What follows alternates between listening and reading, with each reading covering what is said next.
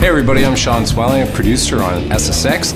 My areas of the game are presentation, campaign, and characters. So the characters SSX aren't necessarily changing, they're being evolved and updated to match the new challenges that are going to be in this game. A lot of new adventures for the characters, and a lot of that's going to be around the gear and what they're wearing. I'm going to show you where we were in the past with the characters and where we're going now. We have SSX, Tricky, 3, On Tour, and Blur, and here's the lineup of the characters. And as you can see, they've all gone through their different variations, from wearing t-shirts on the mountain to crazy kind of clothes and afros and the whole bit. Now I'm going to hand you off to Ron, who's going to talk about Elise Riggs, one of my favorite characters, and explain the process we go through to take her from where she was into what she's going to be in this new game.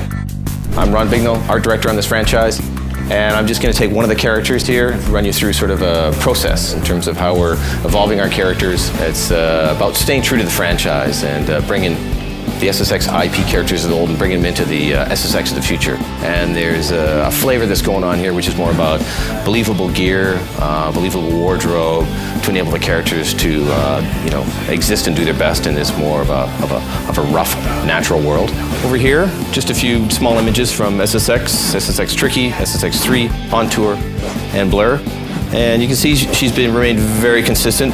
I think the artist, depending on who the character lead was, probably had a little bit of anatomical fun in terms of her build, but that's what character artists do. These images here is the current concept art that we're working with in terms of evolving Elise. This gives you kind of a look at the process we go through. I mean, you can just tell from a build and proportion, she's very true to where she was. I mean, this is not a simulation sports game. This is not anatomically correct models. This is, you know, sort of superheroes on a snowboard. So we're pushing proportions, pushing scale, and well, that is there to support, you know, the over-the-top gameplay and the exaggerated worlds that they live in. So that's it for taking a look at the concept art and the process we go through to create our IP characters. Let's take a look at Mike Christensen's work. He's our character modeler lead, and see Elise in game.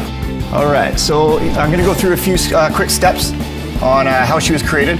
The first step is getting the concept, and then from the concept really getting a sense of proportion and scale of the character. Here we're just showing a quick demo of the base meshes, where you start from. Once that step's done, we get into a software package where it's more all about the detailing, things like wrinkles, materials, pore detail. Once all the high resolution details are done, what we do is we bake them down to textures and then apply that to the game mesh.